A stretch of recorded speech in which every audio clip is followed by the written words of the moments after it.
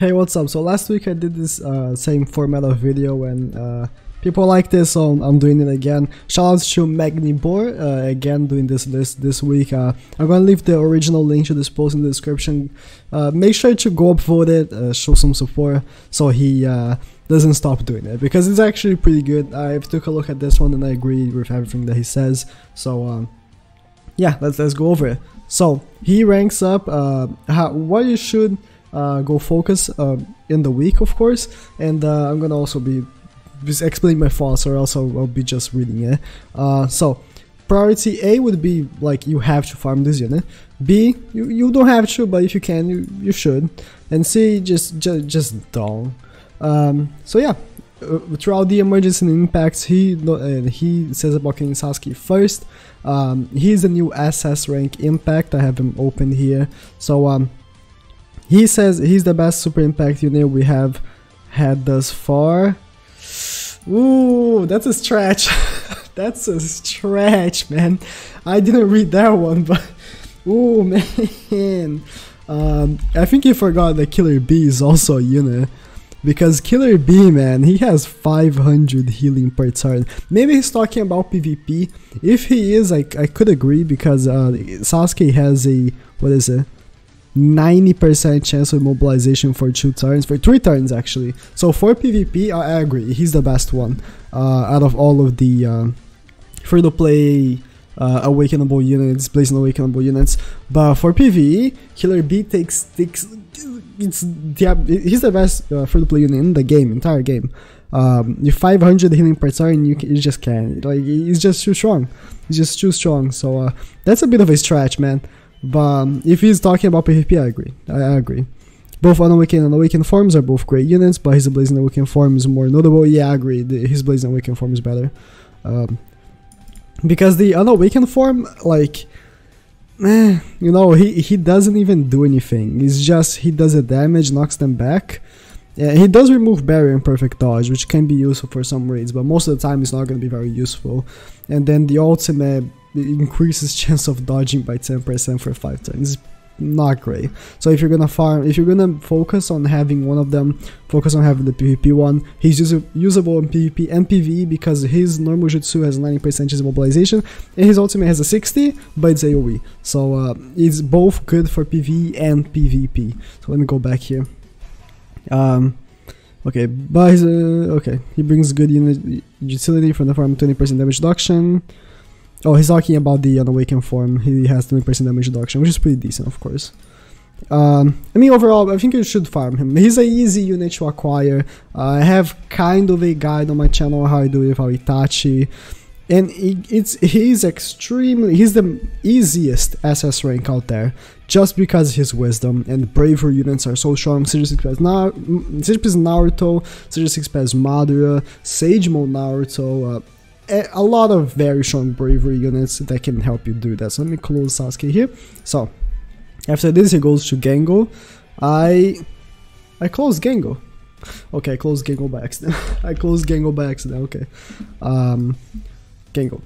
Okay, so Gengo attack boosting has increasingly become more useful in clearing various PvE content. Yeah, a couple months ago, I would say that attack boosting was completely useless, because like it was very time consuming, but right now attack boosting is taking a huge comeback. And the Gengo is a free-to-play unit that boosts attack by 25% for 4 turns. As someone that makes videos, that he's very useful. I have a couple copies of him, and I actually will get one more. I think I have 2 copies of him. I'm gonna get one more just for like, but it's for me. I'll say like just have 1 copy, maybe 2. It's kind of a stretch, but I would say having him is pretty good. Some activities you can, like, if you're a kind of a creative person, you can come up with your own strategies of beating certain raids, and maybe attack boosting can help you out. If you don't have ulti Naruto, he's a great unit to do that. Not even ulti Naruto, but also the sexy Naruto and the sexy jutsu Naruto and the Kid Obito. All attack boosters, especially shown with this season's Ninja. Yeah, I saw some strategies with attack boosting. I didn't do it myself because I don't have the Oh yeah, he fulfills the role just as well, okay. Because I didn't have the Blazing Awaken Naruto, and he was the one that I saw people using, and so I was like, yeah, Gengo is not good enough, but maybe he is, I could be wrong. Yeah, I agree, I think you should farm at least one copy of Gengo. Don't need to Linear Break him, he's not meant to do damage, he's just meant to do the boost, so I would say like just copy and just get enough to max his abilities, so he gets a damage reduction and be done with it, honestly. And then Kurotsuchi. I made a video yesterday telling people to get at least 150 copies of her, because man, she's good. She's good for the tornado objectives, just because she does have a 10% damage reduction, plus she does have field and body, so if you don't have units like Sagemo Naruto, the new Hashirama, the under 20 Hashirama, if you don't have these summonable OP under 20 units, if you stack them up, if you have 3 of her in the field and 2 in the back, and you have like a friend under 20 Hashirama, the damage reduction is insane. So she's an incredible unit to have. Unfortunately, she's a 6 and 12 unit, that's her only downfall, but incredible unit. As a free-to-play unit, she's just incredible. So yeah, just get the abilities. Actually, I would say get one of her and 99 luck. If you like the game, just get a copy of 99 luck and then get like 3 more or 2 more with the full abilities, because it's not that difficult, especially on global. You can join multiplayer lobbies and get a couple copies of her. On JP it's impossible. You can't play multiplayer on JP, so on global you can actually do that. There's an advantage of playing on global. I think everyone should have a ultimate copy and a couple more copies. I have like the ultimate plus 3 more max duped, and I feel like it's a good thing to have. So after her we have Roshi. Roshi is actually a pretty good unit as well. I'm supposed to close it, because it does have 200 healing per turn, and he boosts body attack by 250 as a field skill, which is good for me as a person who makes videos, but also good for you as a person who plays the game. And also not only that, but he does have sleep damage. Yeah, I was gonna say attack reduction, but he does have sleep damage on his first jutsu, which is mostly helpful for most of the raids. Some of the newer raids are immune to sleep damage, and most of them are not immune to sleep damage. Yeah. Oh, it is attack reduction. I was like, yeah, it's sleep damage and attack reduction, both of the best effects in the game, just because bosses are immune to immobilization and jutsu sealing, but sleep damage, some of them are still not immune. I feel like most of them are not immune, yeah. And attack reduction, none of them are. So incredible. I would say if you can, to max Linear Break him, it would be ideal. Unfortunately, you need 73 of the crystals, and of course you also have in this week the Killing Sasuke. So I would say, since Roshi is a regular S rank, if you need to farm either one, I would say farm Killing Sasuke first, and then if you have time, yeah, go for Roshi. But if you just want a 99 luck, just grab the full copies, or 99 luck him because he's an impact, so all the copies are 5 luck. So just 99 luck him, have him as your leader, it's worth it. 200 healing, the body attack boost is very good. If you combine him with the body Jiraiya, you can do some major damage. So it's a very good unit to have, for sure.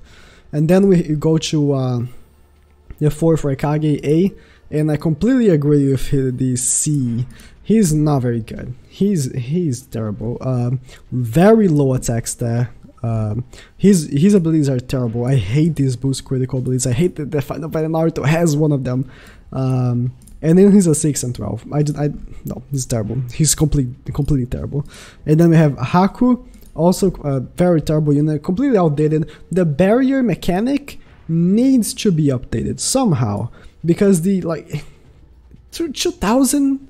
If you recall Killing Sasuke's raid, his jutsu does like 3000. That's over the barrier limit. You know, it's completely outdated. It's for the times where like bosses would deal like 1000 damage. So not very good. Yeah, it's terrible. And then we have Orochimaru, and same thing. he does have a barrier for 2500 damage, which is basically nothing. And completely terrible unit. I don't think I even have to go over him. He's an impact unit, so you would have to put in the effort to limit break him, which is even worse. So just no.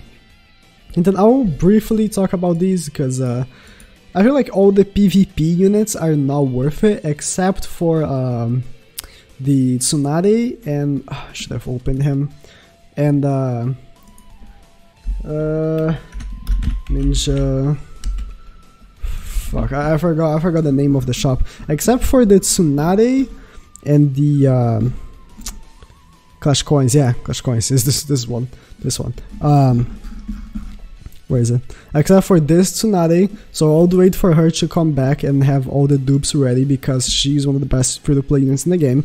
Or this Torune here, which is also a very good unit. When he came for the first time, I didn't give him much credit because I thought his food skill was terrible and all of that, but after taking a look at him, he's a very good unit. He does have 100% chance of slip damage for 6 turns on his first jutsu, and 50% to slip damage on his ultimate, but of course, the one that you want to do is the normal jutsu, so I think he's a good unit. It was my fault for not giving him enough credit. So if you're gonna wanna buy a PvP unit, it's gonna be one of them. So you just wait for that. And same thing goes for the Ninja Road shop. I would say the Ninja Road shop is like, you should go for the acquisition stone and then for the characters. And if you are willing enough to go over 500,000 coins on Ninja Road, you're not a new player, so you don't even need this. But I would say after the 500,000, wait for is it this pang? It's the skill pang, because the skill pang is, in my opinion, the best Ninja Road unit, and either him or Indra. And then the banners are terrible. The banners right now on Global are completely terrible. The Itachi banner, Itachi himself, he actually states this, and I completely agree. Being the $20 million celebration, Itachi is very disappointing. Itachi is a good unit, but he really isn't worth pulling it. He's good, okay? He's good. But he's not Seja 6 Pes Madara, you know? Seja 6 Pes Madara was the 15 million downloads, and then Itachi comes and nope. Just nope. And yeah, that's what I have. Oh, and also the limit break banner, which is oof, it's oof, not worth it because only the OT Naruto and CM2 Sasuke are available on it, so not worth pulling for it. So thank you guys for watching. And go give this guy some love. Of course, again, I'm gonna leave his link in the comment, in the description. So give him an upvote, and please fucking subscribe.